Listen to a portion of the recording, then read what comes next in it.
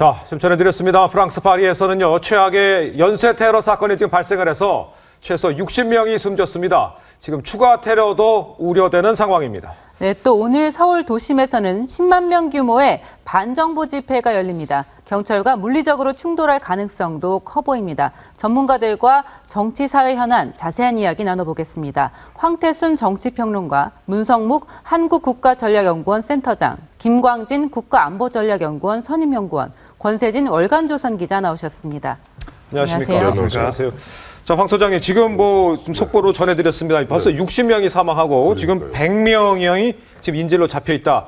아주 심각한 테러인 것 같습니다. 충격적이죠. 예. 그래서 충격적인데 사실 올 저 상반기에 보면은 시리아에서 난민들이 대거 유럽으로 또 유입되지 않았습니까? 그렇습니다. 그때도 많은 그 전문가들이 우려했던 바가 있습니다. 예. 뭐냐니까 그렇게 많은 피난민들이 수십만 명이 유입되는 가운데 예를 들어서 IS, 예. 이슬람 스테이트죠. 그 IS에서 예. 차후 테러를 갖다가 이미 염두에 두고 예. 이른바 세작이죠. 예. 몇몇의 그런 어떤 불순 분자들을 심어 넣지 않았겠는가, 심어 넣을 수 있지 않겠는가, 많은 그 전문가들이 걱정했었는데 네. 모르겠습니다. 아직 구체적으로 배우가 누군지, 예. 주동자가 누군지 아직까지 밝혀진 바는 없습니다만은 예. 뭐 보면은 그럴 어떤 개연성, 즉 IS가 그 배후에서 조종하는 가운데 그렇게 대거 최근에 그 유럽으로 막 유입되었던 그런 어떤 피난민 중에 섞여 있던 네. 테러 분자들이 본격적으로 활동을 시작하는 것이 아닌가 하는 아하. 그런 네. 우려도 낳게 합니다. 그렇군요. 권 기자, 올해 1월에 또 파리에서 샤를리 heb도라고 언론인에 대한 또 테러가 있었잖아요. 근데 파리에서 이렇게 또 테러가 계속되는 이유가 뭐라고 보십니까? 파리가 다른 유럽 국가들에 비해서 굉장히 이제 난민이나 이민을 많이 받고 있는 그리고 유색 인종도 굉장히 많은 나라잖아요. 네. 그렇죠. 돌아다녀도 이제 다른 나라보다 좀 티가 덜 나는 나라인데 그리고 뭐 사회주의의 이제 영향도 있고 해서 파리라는 곳이 굉장히 이제 뭐 정서적으로는 굉장히 리버럴한 곳이기 때문에 그쪽을 저기로 삼는 이 예. 세력들이 많이 있는 것으로 알고 있어요. 예. 그래서 파리에서 이제 12명이 그때 사망을 하지 않았습니까? 예. 근데 어떻게 보면은 EU나 다른 나라들이 여기에 대해서 정확하게 좀 이렇게 뿌리를 뽑는다든가 이런 대책을 내놓지를 못한 것이 아닌가. 지금 사람이 100명이 가까이 지금 죽어나가는 상황은 네. 이것은 이제 정치인들이 잘했다고 볼 수가 없거든요. 예. 그리고 그래서 이 사태가 지금 아까 말씀하신 것처럼 난민이 늘어나면서 지금 이탈리아나 영국도 지금 굉장히 걱정을 하면서 이제 입장을 표명했다고 합니다. 예. 오바마 네. 대통령도 이것은 뭐 전 세계에 대한 도전이다 이렇게 얘기를 하고 있는데 예. 지금 이슬람 민족들이 지금 뭐 우리나라 이런 동양에도 굉장히 많이 들어와 있는 네. 상태이기 때문에 예. 이것에 대해서 지금 전 세계가 좀 대책을 마련해야 되지 않겠냐 아하. 이런 입장까지 나오고 있습니다. 자, 문 센터장 지금 보면은 콘서트홀에 인질이 100여 명이 지금 잡혀 있는 것으로 나오고요. 그다음에 올랑드 대통령도 경기를 관람하는 중에 비상사태를 선포하고 지금 대피를 한 상황입니다. 대통령을 노렸다 이렇게도 볼 수 있는 상황으로 볼 수 있을까요? 예, 지금 이제 이번 테러의 특징은 한 군데에서 발생한 것이 아니라 그렇습니다. 여러 군데서 콘서트홀이라든지 또 경기장이라든지 특히 대통령이 프랑스와 독일 친선 경기를 관람하는 예. 그 경기장에서 네. 이런 사건이 예. 발생을 했고 또 대통령은 바로 피신을 해서 이제 안전을 좀 도모하고 국가안전회의를 개최한 것으로 되어 있는데 저도 얼핏 이걸 보면서 다분히 대통령을 노린 그런 테러일 가능성도 배제할 수 없겠다라는 생각이 드는데 네. 말씀하셨듯이 유럽이 일단 IS 특히 그 극단 테러주의자들에 대해서 강력한 대응을 취하고 특히 그들로부터 탄압받는 난민들을 유럽이 일치가 돼서 각 국가가 어려움에도 불구하고 이제 받아들이고 있는 그런 상황 속에 있단 말이죠. 네. 이런 상황 속에서 이런 일이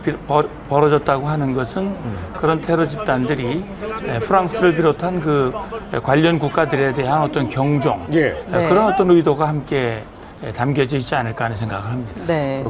우리나라도 뭐 테러에서 안전하지는 않다고 봐야겠죠? 그렇죠. 지금 보면은 아직까지는 그래도 대한민국이 한 가지 분명한 건 있습니다. 남북이 대치되어 있는 상황 속에서 예전 같으면 뭐 해외 같은 어떤 나라는 뭐 총기가 뭐 필리핀 같은 경우는 뭐 권총이 막 난무하지 않습니까?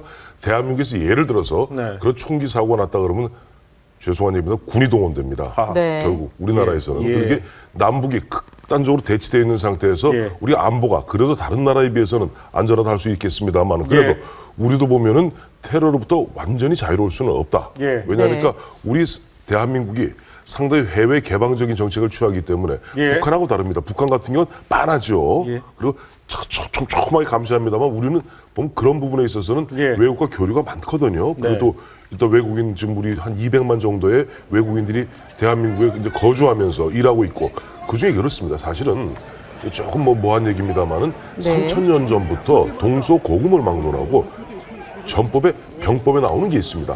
예를 들어서 일반 민간인 사이에다가 한 서너 명만 이른바 그 세작을 갖다 심어 넣어서 성 안에 넣어놓고 적당한 시기에 성 안에서 불을 지르게 하고 바깥에서 공격하고 그런 식으로 무너뜨렸던 것은 동서고금의 전략 중의 전략이기 때문에 보면 지금 대테러 보면 좀 IS라든지 그런 테러 집단들이 대한민국에도 그런저런 형태로서 어떤 그런 불순분자라 할까요? 이걸 심어 놓았을 가능성을 전혀 배제할 수는 없죠.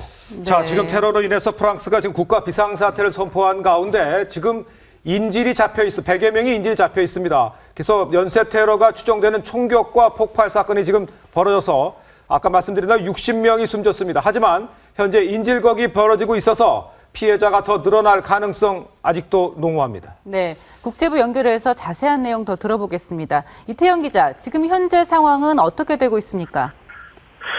네, 현지 시간 금요일 밤 프랑스 파리에서 총기 난사와 폭탄 테러 사건이 동시다발적으로 발생해 지금까지 최소 60명이 숨진 것으로 전해집니다. 최소 1명 이상으로 추정되는 범인들은 자동 소총을 사용해 파리 중심가 근처 생마르탱 운하옆 번화가 인근 레스토랑에서 총기를 난사했습니다. 아직까지 자신들의 소행이라고 밝힌 세력이 없는데 프랑스 현지 언론들은 이슬람 극단주의 무장 세력 IS의 소행으로 추정하고 있습니다. 자, 폭탄 테러와 인질극도 지금 벌어지고 있는데 아직까지 경찰과 대치 중인 상황입니까? 네, 미국 록그룹의 공연이 한창이던 프랑스의 바타클란 콘서트장에서도 2명 이상의 무장계안이 인질 100여 명을 붙잡고 인질극을 벌이고 있는 것으로 알려졌습니다. 아직까지 경찰과 대치 중인 상황인데 콘서트장에서만 40명 이상이 숨졌다는 이야기도 들리고 있습니다. 또 총기 난사가 벌어진 시간과 거의 비슷한 시간에 파리 축구 경기장 근처에 있는 술집에서도 최소 3건 이상의 자살 폭탄 테러가 발생했습니다. 이 때문에 프랑스와 독일 축구팀의 친선 경기를 관람하던 올랑드 대통령도 긴급 대피했습니다. 또 축구를 관람 중이던 수많은 관중들도 폭발 소리에 놀라 긴급 대피해 이 일대가 한때 아수라장으로 변했습니다. 네, 이 기자, 프랑스 정부가 아주 긴박하게 움직이고 있는데 비상사태를 선포했다고요? 네, 그렇습니다. 현재 프랑스 정부는 심야 긴급 강요회의를 열고 이번 연쇄 테러에 대한 대책을 논의하고 있습니다. 프랑스 대통령은 이번 사건을 테러로 규정하고 국가 비상사태를 선포했습니다. 테러 배후에 대해서는 아직까지 정확히 나오고 있지 않은 가운데 프랑스 방송은 총격범이 알라는 위대하다, 시리아를 위해라는 구호를 외친 것으로 보도하고 있습니다. 이번 연쇄 테러가 발생한 곳은 외국인 관광객이 많이 찾는 곳이고 모두 6건의 총기 난사와 3건의 폭발이 벌어진 만큼 상황이 어떻게 전개될지는 우려가 커지고 있는 상황입니다. 테러와 관련된 속보가 들어오면 다시 연결해 전해드리겠습니다. 지금까지 국제부에서 TV조선 이태영입니다. 자, 지금 프랑스가 아주 긴박하게 움직이고 있는 상황인데요. 지금 그 북한에서 김광진 연구원님, 북한에서는 이런 테러에 대해서도 어떻게 뭐 준비를 하거나 뭐 그런 대책들도 있나요? 북한에서는요? 북한에서는 그 치안 이런 것들이 이제 그 수령의 안전을 이유로 굉장히 철저하게 이제 하고 있죠. 특히나 고난의 행군 시기에 그 총기류하고 그다음에 실탄 이런 것들이 좀 유실되는 사건들이 있었어요.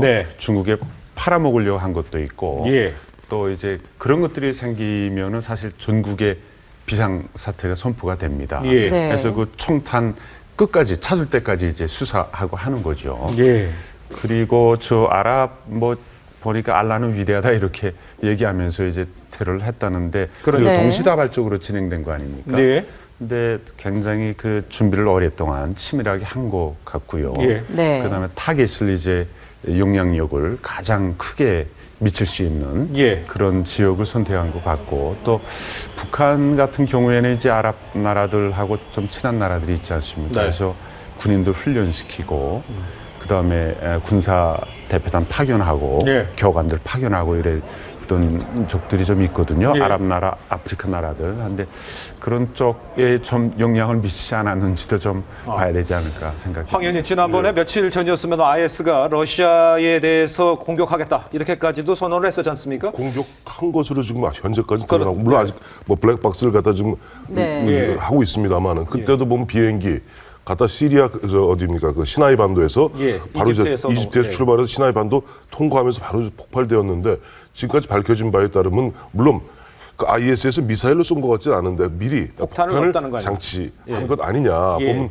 그 당시 갑작스러운 그 폭발을 인하고 비행기가 출하했고 또 마침 찍은 그 동영상을 보니까 예. 멀쩡하게 비행기가 그냥 공중에서 폭발해 버리더라고요. 그것은 뭐 기차가 고장 났다든가 그렇게 되면은 네. 천천히 출하가지 그렇게 폭발하지는 않거든요. 예. 그러니까 지금 IS가 최근에 보면은 어느 정도 일정 부분 어떤 서방 세계라든가 이런 쪽에서의 어떤 압박 네. 이런 부분에서 조금 자기의 또 존재감도 과시하면서 자기들이 이야기하는 성전 지하드죠. 지하드를 본격적으로 벌이는 것이 아닌가. 앞서 예. 우리 김강진 의원 말씀하셨습니다만 이 사람들이 일을 벌일 때는 항상 동시다발로 벌입니다. 네. 우리가 2001년 9.11 테러를 한번 다시 한번 상기해 보세요. 그때도 예. 동시 같은 시간에 세계무역센터와 펜타곤과 네. 백악관을 공격을 합니다. 물론 펜타곤 공격은 일정 부분 성공했고 국제무역센터는 완벽하게 성공을 했죠. 예. 그다음에 백악관으로 오려던 비행기는 중간에 추락하지 않습니까? 네. 그와 같이 동시다발로 당하는 쪽에서는 정신을 못 차리게 하면서도 항상 핵심부를 갖다가 치는 전략을 갖다 벌이고 있는데 예. 이번에도 보니까 올랑드 대통령이 지금 참관하고 있는 네. 뭐 경기장이라든가 또 번화가라든가 이렇게 사람들이 많이 모였으면서 가장 테러는 기본적으로 상대방이 공포를 주어야 됩니다. 네. 그 공포를 갖다 극대화할 수 있는 예. 그런 방법을 택하고 있는 것 아닌가. 네. 선 기자, 지금 보면은 프랑스 방송에서 나오는 얘기가 총격범이 알라는 위대하다. 시리아를 위해서 위해서 이렇게 외쳤다면 이게 지금 시리아 난민들하고 뭐 어떤 연결고리가 있는 상황인가요? 뭐 어디에 테러로 봐야 할까요? 아직 나오지는 않고 있습니다. 시리아를 위하여는 이게 지금 시리아의 정권을 잡고 있는 그 세력을 이제 위하여니까 그냥 뭐 IS나 뭐 이런 좀 과격 세력으로 봐도 이제 무방한데 지금 예. 이 상황을 볼 때는 그런데 이제 시리아 난민들이 많이 들어왔잖아요. 그렇습니다. 그러니까 이거 여기서 이제 이 시점에서 지금 EU가 굉장히 지난주에 제가 유럽에 갔다 왔는데 네. 전부 다 지금 긴장 상태가 굉장히 이어지고 있거든요. 예. 난민을 받기 시작하면서. 근데 이제 뭐 주로 이제 EU에서 이제 중심이 되는 국가가 프랑스하고 독일 아니겠습니까? 그러니까 독일은 그렇게 신경을 쓰지 못하고 있는데 그 국내 상황이 근데 프랑스 같은 경우는 워낙 뭐 이민도 많고 난민도 많은 곳이다 보니까 아하. 항상 어디서 무슨 일이 일어날지 모른다. 테러도 뭐 지난 1월 테러도 그렇고 예. 이런 상황이에요. 그리고 지금 그 난민들이 지금 네. 상당히 많이 그 시내에도 돌아다니고 이렇게 오늘 이제 이 일이 일어난 데는 굉장히 뭐 불금에 사람이 많은 이런 곳이잖아요. 네. 그러다 네. 보니까 항상 시민들이 항상 긴장감은 갖고 있어요. 이 난민이 들어오는 건 좋고 보호해야 되는 건 맞는데 예. 이러다가 이런 일이 일어나면 지금 난민 정책에 대해서 상당히 좀 또 변화가 생기지 않을까 그게 좀 걱정이 되고요. 예. 난민들이 이제 뜻하지 않은 피해를 보게 되지 않을까. 우리나라에서도 그런 얘기들이 있거든요. 우리나라의 다문화 가정 때문에 이슬람 인구가 굉장히 많다. 이런 네. 지적을 하는 아하. 분들이 있어요. 예. 부활하려는 건 아닌데 예. 그런 분들이 들어오다 보니까 어떻게 섞여 들어올 수 있다. 이런 주장을 펼치는 분들이 많거든요. 네. 지금 유럽에서도 그런 일들이 계속 벌어지면서 난민들에게는 굉장히 좋지 못한 상황이 좀 되고 있지 않느냐. 시리아 그렇게 문제는 좀 있습니다. 복잡한 게요. 예. 좀 네. 아시겠습니다만 다시 이제 자스민 혁명이 나기 전까지만 해도 시리아는 중동의 최강국입니다. 가장 네. 강력한 강국이고 아사드 대통령이 대를 이어서 독재를 하고 있는 이른바 치안에 있어서는 굉장히 안정된 나라였는데 예. 이게 보면 한 작년부터 보면 시리아가 뒤죽박죽이 되어 있는 거예요. 아사드 네. 정권하고 아사드 정권의 또 반정부군, 거기에 IS, 기타 여러 거기에다 보니까 서방 세계는 또 서방 세계대로 반정부군을 갖다 좀 지원하고 있고 네. 그다음에 러시아 등은 또 아사드 정권 원래 전통적으로 예. 관계가 깊으니까 네. 그래서 국제 관계도 꽤 복잡하게 얽혀 있는 가운데 결국 흔한 얘기를 피보는 거는 한 900만 인구 중에서 한 100여만 명의 난민이 생겨버린 거예요. 네. 예. 난민들이 지금 시리아 난민들이 전국의 혼돈 때문에 대거 예. 살기 위해서 탈출해갖고 지중해를 거쳐서 터키를 거쳐서 이렇게 해갖고 지금 유럽으로 들어오고 있거든요. 예. 그러니까 지금 알라는 위대하다. 이건 하나 알 수 있는 건 무슬림이구나.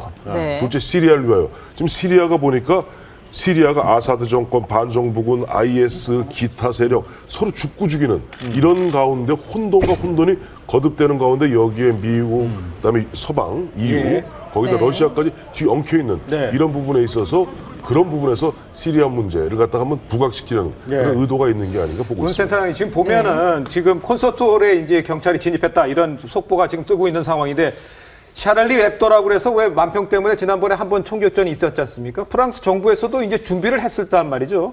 근데 지금 사건이 발생을 하면 동시에 다발적으로 여러 곳에서 일어났어요. 준비할 수 있는 시간이 있었고 또 철저하게 준비해서 테러가 벌어졌단 말이죠.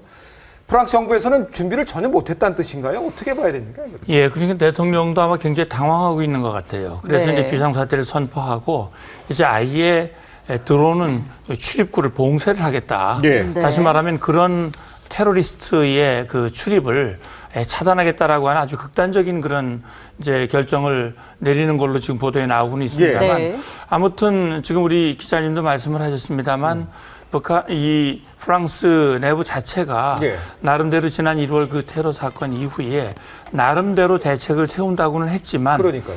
이렇게 동시다발적으로 여러 곳에서 예. 이런 대규모의 테러가 발생할 것을 왜 그렇게 프랑스가 네. 대처하지 못했을까라고 하는 것이 아. 굉장히 지금으로서도 의문인데요. 예. 네. 아마도 미국도 9.11 테러를 당하기 전까지 과연 미국을 이렇게 공격하는 게 과연 가능하겠느냐라는 네. 그런 생각 때문에 예. 그런 공격을 당했고 예. 프랑스도 네. 아마도 그런 부분에서 좀 취약점이 드러나지 않았을까 하는 생각이 드는데 예. 네. 이번 사건을 계기로 해서 대단히 그 대비 태세의 수위가 네. 높아질 것으로 생각이 되고 그것이 결국은 말씀하신 대로 난민을 받는데도 굉장히 부정적인 영향을 미쳐서 네. 결국 인도주의적인 조치에 대한 위축 그런 것들이 걱정이 됩니다. 네. 그렇군요. 지금 100명이 넘는 사람을 붙잡고 있다고 하잖아요. 이런 인질극이 벌어졌을 때 어떻게 좀 대처를 해야 되는 겁니까? 글쎄요, 지금 이제 중요한 것은 이 사태를 빨리 해결해야 하는 그 조속한 해결 필요와 네. 네. 또 붙잡혀 있는 인질들이 피해를 당하지 않도록 하는 네. 이 두 가지가 같이 돼야 되거든요. 네. 빨리 끝내려면 투입해가지고 그냥 해결하면 네. 되는데 그 안전이 중요하기 때문에 네. 그런 걸 놓고 인질들의 안전과 네. 이 사건의 조기 진압 이걸 놓고선 프랑스가 아마 상당히 조치를 취할 것이고 지금 미국도 우려를 표하고 국제사회가 함께하고 있기 때문에 여기에 대해서 공조 이런 시스템들이 앞으로 더 강화될 것으로 생각이 됩니다. 네. 평론가님 지금 보면은 그 메르켈 총리가 처음에 난민들이 난민의 어머니 이런 얘기 듣다가 지금 국경을 너무 힘드니까 국경을 봉쇄해야 되겠다고 얘기했지 않습니까? 그렇죠. 지금 이런 상황이 지금 난민 문제가 유럽에서 너무나 큰 이슈이기 때문에 프랑스로서는 이런 뭐 자국의 테러도 문제가 있겠지만 시리아 난민을 어떻게 해결하느냐가 지금 이제 화두가 될 것 같은데 네. 프랑스로서는 특별한 대책은 없는 상황 아니겠습니까? 아까 보니까 결국 좀 국경 폐쇄가 안 받아들이는 거죠. 네. 그래서 사실은 보면은 아까 왜 프랑스 파리가 이렇게 보면 프랑스가 좀 느슨했느냐. 프랑스는 보면 한 200년 동안 프랑스를 지배해온 정신, 똘레랑스, 관용의 정신입니다. 그래서 외국에 대해서 관대하고 네. 보면은 뭐 내부적 속마음이 어떤지 모르겠습니다만 많이 관대하고 외부를 받아들이고 수용하고 이러다 보니까 이런 느슨한 일이 벌어지는데 아까 메르켈 얘기하셨습니다만은 당초 독일을 비롯한 서부 유럽에서 서유럽에서는 EU 쪽에서죠. 그쪽 터키를 넘어서 들어오는 난민을 갖다 극도로 제한했습니다. 근데 어느 순간 기억나시죠? 지중해 그 어린 3살짜리 꼬마 네. 그 시신이 발견되면서 확 전 세계 어떤 여론이 뒤바뀌면서 메르켈을 비롯해서 그다음에 서부 유럽에서도 대거 받아들이게 돼 있는데 이렇게 보면은 제가 앞서 말씀드렸잖아요. 이거는 3000년 과거 로마 그 이전 그리스 시대부터 트로이 목마의 전법은 바로 그때부터 있었던 거예요. 보면 항상 보면 어떤 틈새를 이용해서 이른바 그와 같은 특공대를 갖다 투입해갖고 그다음에 내부에 혼란을 일으켜서 괴멸시키는 그런 부분들을 뻔히 알면서도 톨레랑스 그다음에 인권, 인도주의 이런 것 때문에 받아들였는데 막 이렇게 보면 100여 명 저는 이 100여 명이 저 인질 잡았지만 그 인질이 예를 들어서 이 인질을 잡고 무슨 돈을 요구하는 게 아닙니다. 프랑스 정부가 받아들일 수 없는 요구를 할 거예요. 뭐 철수하라, 뭐 하라, 뭐 이런 식으로 하면서 결국 인질을 한 명 한 명 처형할 겁니다. 네. 걔들은 처형이라고 보죠. 지하들 때 처형할 거기 때문에 이런 어떤 모습을 보았을 때 과연 서구사 아무리 똘레랑스를 갖다가 네. 관용을 갖다 외치는 예. 프랑스 사회를 할지라도 이걸 받아들이겠는가? 앞으로 보면 보다 강경한 조치. 앞서 우리 문 장군님 말씀하신 대로 미국이 느슨할 대로 느슨하다가 9.11 테러 이후에 페이트리어트 액트, 이런 애국법을 만들어서 그야말로 영장도 없이 감청하고 네. 테러 리스트로 의심되면은 영장 없이 체포할 수 있습니다. 네. 아마 민주주의 사회에서는 상상도 할 수 없는 얘기, 우리나라에 상상도 할 수 없는 얘기. 미국에서는 그렇게 할 수 있습니다. 그것이 사회가 경직되어 가는 것인데 아마 프랑스도 결국 똘레랑스를 갖다가 상당 부분 어느 정도 좀 네. 포기하고 그렇게 자국민의 안전 쪽으로 방향 기울이는, 즉 국경을 폐쇄하고 실질적으로 난민을 받아들이는 부분에 있어서 상당히 엄격하게 뭐 심사를 한다든지 제한한다든지 이런 강경한 조치로 갈 가능성이 크다고 봐요. 자, 지금 시청자 여러분께서는 이 시각 프랑스 파리 테러가 발생한 후에 현장 장면을 지금 생방송으로 직접 보고 계십니다. 도시 전체가 지금 완전히 뭐 패닉 상태다, 혼란 상태다 이렇게 봐야 할 것 같고요. 프랑스는 지금 국가 비상사태를 선포한 상황입니다. 문 센터장님, 지금 보면은 아까도 지적을 했습니다만은 이게 학습 효과가 있지 않습니까? 지금 샤를리 앱도의 테러도 정말 보기에 끔찍한 장면들을 봤는데, 그러고도 지금 황 소장님 얘기하셨습니다만 그 포용 정책 때문에 이렇게 테러에 느슨했던 건지 네. 적극적으로 대처해서 얼마든지 준비를 할 수 있었던 상황이 아니었을까, 이런 생각이 안타까운 마음에 들긴 하는데, 이런 상황이 벌어지고 나니까요.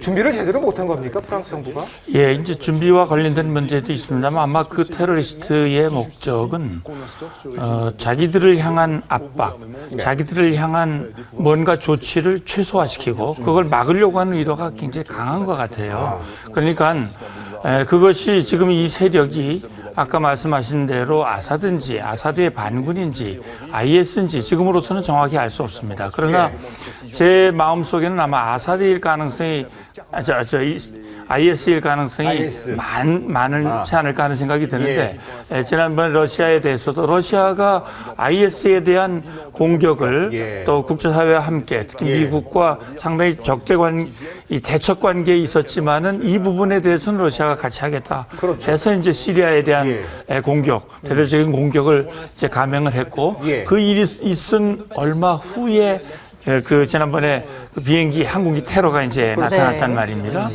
그 연장선상에서 본다면 프랑스는 역시 테러하기가 여건이 비교적 괜찮았기 때문에 프랑스라고 하는 곳을 택해서 프랑스만을 향한 공격이라기보다는 프랑스를 포함한 서방 세계 전체를 향한 그런 어떤 메시지를 보이고자 하는 그런 것이었는데, 말씀하시듯이 프랑스 같은 곳이 독일이라든지 영국이라든지 다른 나라에 비해서 그런 치안 문제에 대해서 다소 좀 뭔가 이 틈새가 있지 않았겠느냐 하는 생각이 드는데 이번 기회에 아마 이 올랑드 대통령도 그 부분에 대해서 확고한 어떤 대처를 그런 법이 나오지 않겠나 하는 생각이 듭니다. 지금 보면은 아까 문 센터장님도 지적을 해주셨습니다만 IS에 있을 가능성이 높다 이렇게 지적을 좀 했는데, IS가 지금 곳곳에서 테러를 하고 뭐 9살 뭐 어린애도 참수하고 도대체 그 힘의 원천은 어디 있습니까? 왜 이렇게 잡지를 못하는 겁니까, IS?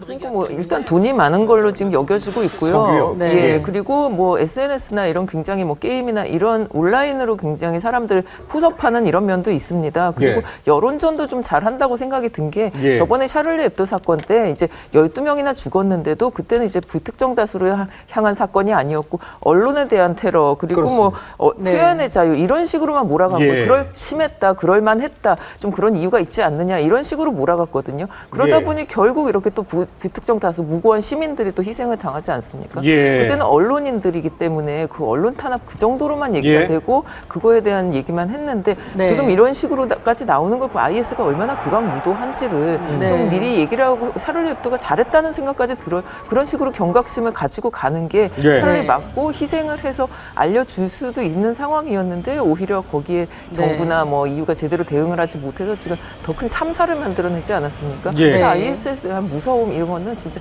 애들 그냥 하나 참수하고 이런 정도의 문제가 아니라 언제 뭐 진짜 도시 하나가 날아갈 수도 있다. 이런 정도의 인식을 가져야 될 것 같아요. 그렇군요.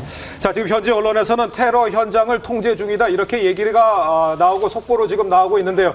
그렇다면 콘서트홀에 지금 경찰이 진입한 것으로 지금 마지막 속보까지는 저희가 봤습니다만, 그렇다 그러면 진입하는 과정에서 또 사상자가 더 나올 가능성도 충분히 있다, 이렇게 봐야 되지 않겠습니까? 네, 그렇죠. 제가 앞서 말씀드린 바와 같이 대개 인질을 잡았을 때 뭐 돈을 요구한다든 그럴 때는 인질범도 인질을 갖다가 가급적 안전하게 보호하려고 듭니다.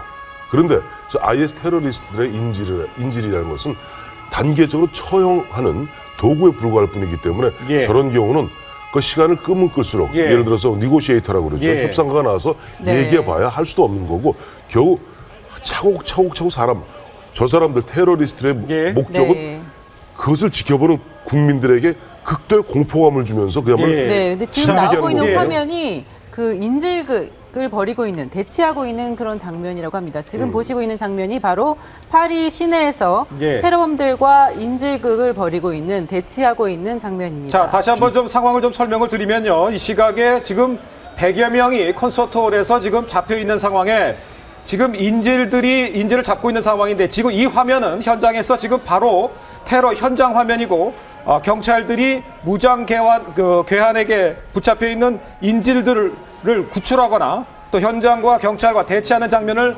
현장 생화면으로 직접 보고 계신 현지 화면입니다. 이걸 다시 한번 좀 시청자 여러분께 전해드려야 될 것 같아서 말씀을 전해드렸습니다. 황태순 의원 말씀 계속 10여 년 전이든가 정확한 그 일자가 기억이 안 납니다만, 예전에 러시아에서 그와 같이 수백 명을 인질로 잡았던 적이 있어요.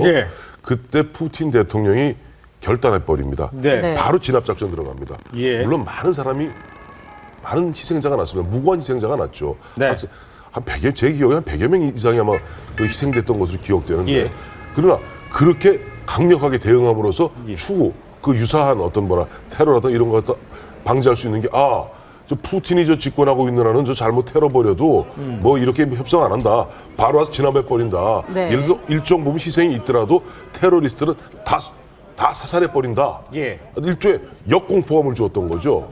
마치 옛날 영화 랜섬이라는 영화에 나오듯이 테러리스트들에게 이 목적이 공포를 주는 것이라면 거기에 강력하게 대응하는 것이 사실은 약인데, 모르겠어요. 지금 똘레랑스를 갖다가 늘 입에 달고 사시는 프랑스에서는 저 부분은 만약 강경하게 진압하는 희생자 나면 또 언론이 가만 안 있거든요. 왜 협상 안 하고 말이지 강경 진압해갖고 저 무고한 희생자가 났느냐. 100여 명이 있을 때 그거 갖다가 저 인질들의 안전을 갖다 보장하는 조치를 먼저 취했어야 되는 거 아니냐. 그런저런 일 때문에 아마 강경한 조치가 쉽지 않을 텐데 조금 지켜봐야 될 것 같습니다. 자, 지금 상황이 좀 더 어떻게 진행된 상황이 있는지 국제부 이태영 기자 연결해서 자세히 좀 알아보도록 하겠습니다. 이태영 기자 나와 있죠?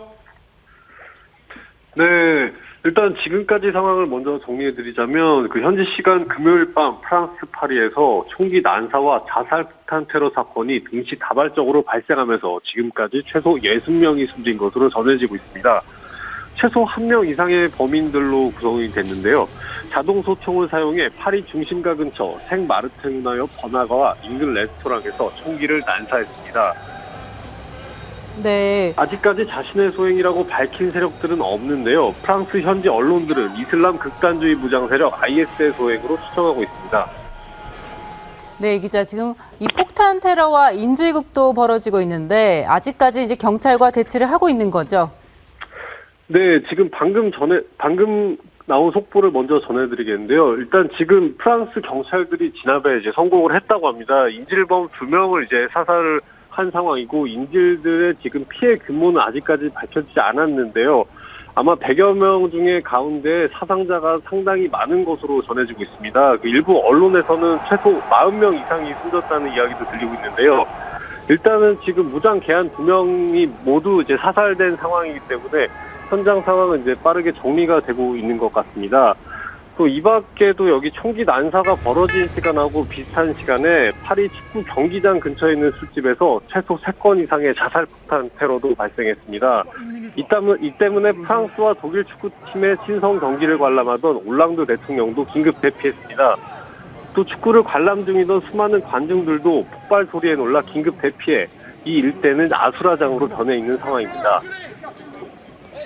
자, 프랑스 정부의 움직임도 지금 긴박하게 돌아가고 있을 텐데 비상사태가 선포가 됐고 국경도 폐쇄가 됐죠?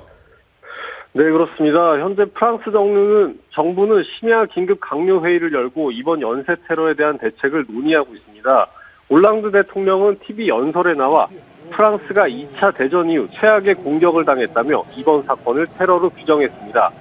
올랑드 대통령은 또 프랑스 전역의 국가 비상사태를 선언하고 국경을 폐쇄한다고 밝혔습니다. 또 올랑드 대통령은 15일에 예정돼 있던 G20 정상회의 참석도 취소한다고 밝혔습니다. 아직까지 테러 배후에 대해서는 정확하게 나오고 있지 않은 가운데 프랑스 방송은 총격범이 알라는 위대하다, 시리아를 위해라는 구호를 외친 것으로 보도하고 있습니다. 이번 연쇄 테러가 발생한 곳은 외국인 관광객이 많이 찾는 곳이고 모두 6건의 총기 난사와 3건의 자살탄 테러가 벌어진 만큼 상황이 점점 안 좋아질 것으로 지금 우려가 되고 있는 상황입니다. 지금까지 국제부에서 TV조선 이태용입니다. 자, 파리의 동시다발 테러로 지금 전 세계가 지금 충격에 휩싸여 있는 상황입니다. 네, 미국 버락 오바마 대통령은 방금 긴급 성명을 발표했는데 이번 사건을 테러로 규정하고 배후에 대한 철저한 조사를 촉구했습니다. 취재기자 연결해서 자세한 내용 들어보겠습니다. 윤혜영 기자, 내용 전해주시죠. 네, 파리 동시다발 폭발과 인질극으로 사망자가 수십 명에 달하자 서구 세계는 충격에 휩싸였습니다. 미국 오바마 대통령은 소식을 접하자마자 즉각 긴급 성명을 발표했습니다. 오바마 대통령은 긴급 성명에서 이번 사건을 테러로 규정하고 배후에 대한 철저한 진상규명을 촉구했습니다. 오바마 대통령은 또 프랑스 정부 측에 이번 테러로 숨진 사람들에 대한 애도의 뜻을 전달했습니다. 현재 프랑스 정부는 테러 대책을 마련하기 위해 심야 강요회의를 여는 가운데 영국 캐머런 총리 등 유럽 정상들도 우려를 나타내고 사태를 예의주시하고 있습니다. 특히 올랑드 대통령이 축구 경기를 관람하던 중 테러가 발생해 긴급 대피한 만큼 이 테러가 프랑스 대통령을 겨냥한 것 아니냐는 관측마저 나오고 있습니다. 하지만 아직 이 테러의 주체나 배후가 알려지지 않아 무슨 목적으로 테러를 자행했는지는 추측만 난무하고 있습니다. 다만 프랑스를 비롯한 서방 국가들이 시리아 사태를 두고 강경한 입장을 보여온 만큼 IS가 개입돼 있는 것 아니냐는 관측이 설득력을 얻고 있습니다. 총격과 폭발, 인질극 사태가 갑자기 동시다발적으로 이뤄져 유럽 사회는 큰 충격을 받은 모습입니다. 지금까지 국제부에서 전해드렸습니다.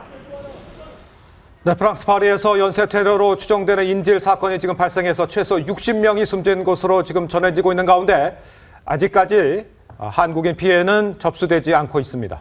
네, 외교부가 추가로 피해 여부를 확인하고 있는데 정치부 취재기자 연결해 보겠습니다. 이유경 기자, 자세한 소식 전해주시죠. 네, 프랑스 현지 시각으로 13일 밤 파리에서 동시다발적으로 일어난 총기 난사 폭발 사건으로 지금까지 60명이 숨진 것으로 알려지고 있는데요. 외교부는 현재까지 한국인 피해는 접수된 것이 없다고 밝혔습니다. 다만 정체를 알 수 없는 무장괴한이 최소 100여 명의 인질을 붙잡고 인질극을 벌이고 있고 여전히 경찰과 대치 중인 상황인 만큼 외교당국도 혹시 모를 인명피해에 대비해 촉각을 곤두세우고 있습니다. 프랑스 대사관 측도 추가 확인 파악에 나섰습니다. 테러가 일어난 파리 중심가 근처 생마르테 운하 쪽은 한인 밀집 지역은 아닙니다. 하지만 프랑스 파리가 한국인을 비롯해 외국인 관광객이 많이 찾는 지역이고 금요일 밤 번화가에서 테러가 벌어진 데다 테러범의 정체와 정확한 피해 규모가 아직 전해지지 않고 있어 외교당국도 긴장의 끈을 놓지 않고 있습니다. 지금까지 정치부에서 TV조선 이유경입니다. 네, 지금 속보로 나오고 있는 게 진압작전이 종료가 됐고 용의자 2명이 지금 사살된 상황이지만 피해자 규모가 꽤 클 거다 이런 우리 기자의 리포트가 있었습니다. 네. 아직까지 뭐 좀 정신이 없죠. 예. 보니까 인질범이 2명이었는지 두 명을 사살했다고 사살된 사람이 2명. 사살된 사람이 2명이었는지 또 추가로 더 있는지 좀 봐야 될 겁니다. 근데 물론 파리 경찰에서는 일단 인질범 2명을 사살했고 상황은 종료되었다. 근데 피해자가 아직 얼마인지를 밝히고 있지 않거든요. 그렇습니다. 조금 더 지켜봐야 될 것 같습니다. 이게 실시간으로 막 지금 속보들이 계속 들어오다 보니까 조금 아직은 혼란스러운 것 같습니다. 네, 홍 기자. 지금 뭐 다행히 인질극이 종료가 됐다고는 하는데 이렇게 아까도 말씀하셨지만 파리가 테러범의 타깃이 된 이유가 뭡니까?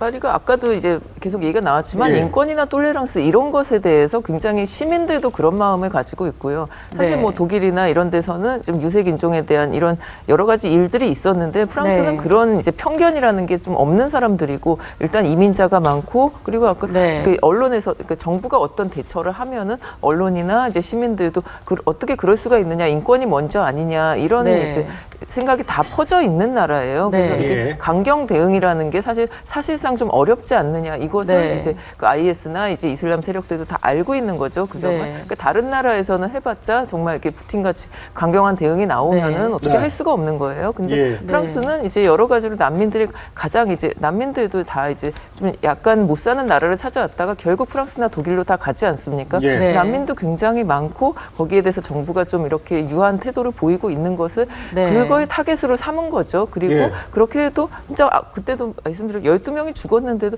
그 이후에 테러에 대한 굉장한 대책이 없었지 않습니까? 네. 이렇기 때문에 여러 가지로 이제 일할 수 있는 환경을 만들어주고 있는 거예요. 유럽 중에서도 이 정도로 정말 시민 인식이 네. 이렇게 아. 모든 유색인종이라든가 아니면 다른 난민이라든가 이렇게 굉장히 자유롭고 그러니까 좀 자유롭다고 네. 할까요? 이런 분위기를 갖고 있는 나라가 사실 네. 따로 없거든요. 그래서 예. 파리를 주로 타겟으로 삼고 있는 것이 아닌가 테러범들이 네. 유럽에서도 예. 이렇게 생각이 듭니다.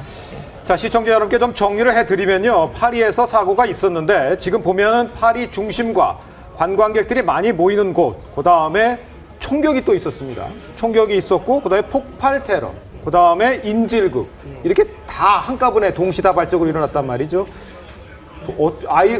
좀 조직적인 사람이야만 이걸 가능하다 이렇게 볼 수가 있는데 아직 나오진 않고 있습니다. 추정하다면은 IS 말고는 특별히 생각할 수 있는 이슬람 극단주의자 또 다른데 이 정도밖에는 생각나진 않는데 어떻게 누구라고 추정을 할 수가 있을까요? 현재 나와 있는 지금 보도만으로 보면 과거에는 이제 이런 그 테러가 일어나면 대체로 우리가 그걸 했다라고 본인들이 주장을 했기 때문에 그렇습니다. 네. 아마 대략 그 사고 초기부터 이제 식별이 되는데 이번 같은 경우는 그런 세력이 아직 나타나지 않고 있고 예. 오로지 뭐 알라는 위대하다 또는 시리아 뭐 이런 언급만 있었기 때문에 예. 그것 정말 시리아도 세력들이 분점돼 있으니까 그 시리아의 어느 세력인지가 확인이 안 되고 있습니다만 네. 지금 지금 이번에 나타난 그 테러 형태가 말씀하셨듯이 이 콘서트홀에서 또는 경기장에서 식당 인근에서 이렇게 해서 동시에 다발적으로 예. 여러 가지 형태의 네. 이 테러가 동시다발적으로 연쇄적으로 일어났다고 하는 것은 예. 네. 특정한 한두 명이 아니라 아. 그 배후의 어떤 세력이 동시에 그런 테러를 저지르도록 조종했을 가능성이 높아 보이거든요. 네. 그래서 IS의 소행일 가능성이 높아 보인다라는 그런 이제 설득력 있는 보도가 지금 나오고 있는 네. 것이고 예. 차제에 아마 이건 프랑스만의 문제가 아니고 예. 전 네. 세계의 문제이기 때문에 예. IS 문제를 어느 특정 국가가 아니라 네. 네. 전 세계의 문제로 다루고 그 문제에 관해서는 국제사회가 네. 하나가 돼서 거기에 대한 대처를 근본적인 해결을 하지 않으면 네. 이런 테러 사건은 또 다시 재발할 가능성이 있다라고 하는 점에서 아마 네. 국제사회가 좀 더 종합적인 대책이 필요하지 않을까. 네. 자, 프랑스가 2차 대전 이후에 최악의 테러다. 이렇게 최악의 공격을 받아서 수십 명이 사망했다. 이런 보도가 지금 계속 나오고 있습니다. 자, 그런데 이제 문제는 난민들이 와서 이제 국경을 지금 프랑스도 봉쇄했다고 그러고 지금 독일도 국경을 봉쇄하고 난민들은 어떻게 처리를 해야 된다는 상황이 지금 당면 과제로 떨어진 상황일 수 있겠는데 난민 문제는 이제 어떤 방향으로 흘러갈까요? 그러니까 앞서도 말씀드렸습니다만 난민 문제가 그야말로 난민을 처음에는 서유럽에서도 1.5쿼터를 정해서 조금씩 받아들이다가 예. 지중해에서 죽은 예. 그 3살짜리 그 꼬마 아이 예. 그때 보면서 확 국제사회 여론이 바뀌면서 대거 유입됐거든요. 사실 그렇지 않겠습니까? 예를 들어 독일이 되었던 서유럽 어느 국가도 보면 난민이 뭐 10만 명, 20만 명 들어오면 이 사람들 먹여 살려야 되고 이 사람들 일할 자리를 갖다가 의식주를 다 보장을 해줘야 되는 겁니다. 네. 그렇습니다. 이게 보면 난민 정책이라는 게 단순히 우리 인도주의적으로 아유 불쌍하니까 들어와서 텐트 쳐주자 이게 아니거든요. 그렇습니다. 새로운 입이 들어오게 되고 이 사람들도 먹고 살아야 되면 일을 해야 되고 또 거기에 따르는 치안, 수요가 또 폭증하게 되고 때문에 각 국가에서는 거기에 맞춰서 좀 하는데 지금 이번에 프랑스 파리 사건 때문에 결국 보면 서유럽 EU에서 그동안 조금 이 3살짜리 꼬마 네. 제가 이름을 잠깐만 기억을 못해서 그렇습니다. 그 꼬마 사건 그 꼬마 그 이후에 확 바뀌었던 관용적인 자세에서 대거 예전의 모습으로 좀 엄격한 자세로 돌아가게 되니까 결국 이렇게 되면은 시리아에서는 계속 탈출 루트가 보면은 시리아에서 터키를 통해서 이렇게 탈출하고 그리스를 이렇게 탈출하고 있거든요. 네. 이 탈출 루트는 이제 점점 보면 그 사람들은 가면 어디 갈 데가 없어요. 그렇습니다. 그러면 또 보면 그렇게 가면서 또 지중해를 또 넘어온다고 이쪽 튀니지 이쪽에서 또 넘어오고 있거든요. 예. 넘어온다 한들 예. 어떻게 하겠습니까? 예. 그러면 예를 들어서 서유럽 정부에서 더 이상 안 받아들이겠다 하면은 과거 베트남이 공산화된 이후에 보트피플 기억하실 겁니다. 네. 그래서 무작정 배 타고 여기저기 지중해를 갔다가 그때는 이제 뭐 주로 대서양, 태평양, 인도양입니다만 네. 지금도 그 사람들 그렇게 전전할 수밖에 없는 정말 그냥 비참한 일이 계속될 수밖에 없지만 그렇다고 그래서 지금 서유럽 국가에게는 그러면 국가 입장에서 생각해 보시자고요. 네. 자, 우선 당장 들어와서 좋다 이거예요. 와서 당장 와서 기거하는 건 좋은데 예. 일단 그 나중에 보건해줘야죠. 의식주다 챙겨줘야죠. 이거 다 하는데 문제는 여기에서 보면 결국 여기에 보면 10만 명이 들어왔을 때 한 100여 명만 테러리스트가 끼어 들어와서 이렇게 난동을 부렸을 경우 예. 그야말로 우리 국민들이 멀쩡한 국민들이 죽게 생겼는데 예. 이것을 갖다 용인하겠는가? 네. 저는 용인할 수 없을 거라고 봅니다. 네. 지금 그 안타까운 소식이 지금 계속 속보로 들어오고 있습니다. 프랑스 언론이요. 인질극 공연장서 100여 명이 사망했다. 이런 언론 보도가 지금 나오고 있습니다. 네. 이렇다면 진압 과정에서 인질범을 2명을 사살을 했지만 결국은 그 인질로 잡혀있던 공연장의 관객들 한 100여 명이 지금 사망한 것으로 전해지고 있습니다. 지금 뭐 사태가 지금 일파만파 커지고 있는 상황인데 지금 안타까운 상황이 계속 연출이 되고 네. 있는 상황입니다. 지금 문성무 센터장님, 지금 이렇게 되면은 더 이상 이게 무슨 전쟁도 아니고 이거 어떻게 봐야 되는 건 상황입니까? 뭐 전쟁이죠. 사실상 전쟁이죠. 예. 이게 뭐 국가 간 전쟁이라는 게 국가 간의 선전포고를 하고 예. 국가 간의 뭐 포격장이라든지 예. 또는 뭐 미사일이라든지 예. 공중전이라든지 이런 정규전은 아니지만 그렇습니다. 테러도 사실은 전쟁의 범주거든요. 예. 또 하나의 전쟁입니다. 예. 그렇기 때문에 미국도 9.11 테러 이후에 이 테러와의 전쟁을 선포를 했고 예. 국토안보부라고 하는 새로운 조직도 만들고 새로운 법도 지금 발효가 되고 있고 예. 따라서 이것은 지금 그래서 프랑스 대통령이 비상사태를 선포하고 여기에 대한 대처를 하고 있는데 네. 아마도 지금 이번 이 사건이 난민 정책뿐만 아니라 예. 여러 가지 면에서 국제사회의 경종을 울리는 네. 그런 사건이라고 생각이 되고 우리도 테러의 안전지대가 아니다. 그렇습니다. 따라서 우리가 비교적 뭐 IS라든 이런 쪽에 깊이 개입이 안 돼 있기 때문에 주 표적은 아닙니다만 예. 우리도 한미 연합방위 체제 동맹 관계에 있기 때문에 네. 사실은 테러리스트에 의해 그들의 관점에서 보면 예. 우리도 서방에 예. 분류되는 것이고 따라서 우리도 이번 기회를 통해서 혹시 허점이 없는지 또 우리 내부에서 활동하고 있는 네. 이런 인원들에 대한 예. 그런 정확한 파악, 예. 대처 이런 것들이 아마 이번 기회를 통해서 좀 필요하지 자, 않을까. 지금 속보로 들어오고 있는데 현장에서 그 경찰이 콘서트홀에 진입을 하니까 네. 이 그 인질범들이 10여 분간 총기를 난사했다. 이렇게 목격자의 증언이 지금 나오고 있습니다. 그러니까 100여 명까지 사망을 한 것 같은데 이렇게 인질범들이 난사를 했다. 이렇다면 작정을 하고 네. 그야말로 아까 뭐 얘기가 잠깐 나왔습니다. 뭐 전쟁을 벌이겠다. 이렇다고 봐야 되겠네요. 아주 앞서 말씀드린 바와 같이 이 사람들은 이 인질범은 인질을 갖다 보호해서 무슨 돈을 받으려는 게 아니라니까요. 그러니까요. 자기들 알라는 위대하다. 다음에 시리아를 위하여 그야말로 정점 공포를 극대화하기 위해서 가장 잔혹한 방법으로 인질들을 처형하는 게 목적이었기 때문에 그렇기 때문에 지금 보면 경찰 뭐 인질범 2명이 아마 10여 년 동안 난사했다고 그러잖아요. 네. 아까 우리 문성문 장군이 말씀대로 전쟁이라는 것이 정규전, 이른바 선전포고와 국가 간의 만 전쟁이 아닙니다. 예. 테러 집단과 지금 IS는 테러 집단과 전 세계가 전쟁을 벌이고 있는 이른바 비정규전이죠. 이 비정규전 중에 가장 보면 그 은밀하면서도 치사한 방법이 바로 테러거든요. 그렇습니다. 이건 전쟁으로 보셔야지 이게 전쟁 아니라고 보시면 안 되는 거고요. 네. 전쟁 중에 있기 때문에 겨우 프랑스도 아까 올랑드 대통령도 그런 얘기했다는 거 아니에요? 2차 세계대전 1941년에 파리가 함락한 이후에 저 파리가 처음으로 공격당했다. 마치 미국 사람들이 미국은 안전하다. 미국은 단 한 번도 우리 건국 이후에 다른 나라로부터 침략 받아본 적이 없다라고 있다 9.11 테러 꽉 맞은 거 아니에요? 그다음부터 아주 강경한 그야말로 네오콘들이 그야말로 전국을 다 주도하면서 앞서 말씀하신 대로 국토안보부도 만들었지만은 아까 앞서 제가 소개해드린 대로 이른바 NSA는 감청 없이 영장 없이 감청할 수 있습니다. NSA나 FBI는 테러 리스트로 의심되는 사람은 영장 없이 법관의 영장 없이 바로 체포해서 관타나모에다 잡아가두는 그야말로 좀 뭐랄까 공안 통치 비슷하게 되는데 이 파리도 이번에 앞서 지금 이 아트센터에서 죽은 사람은 100명이라 그러면 앞서 사망한 사람 60명이 있으니까 더 한 160명이 되는 꼴이거든요.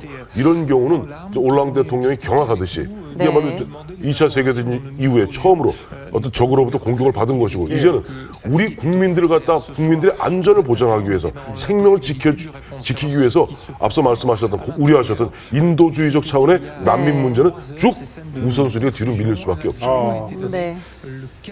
네, 지금 안타까운 소식이 계속 속보로 올라오고 있습니다. 네, 이상 황태순 정치평론가, 문성묵 한국국가전략연구원 센터장, 김광진 국가안보전략연구원 선임연구원, 권세진 월간조선 기자와 함께 이야기 나눴습니다. 감사합니다. 고맙습니다.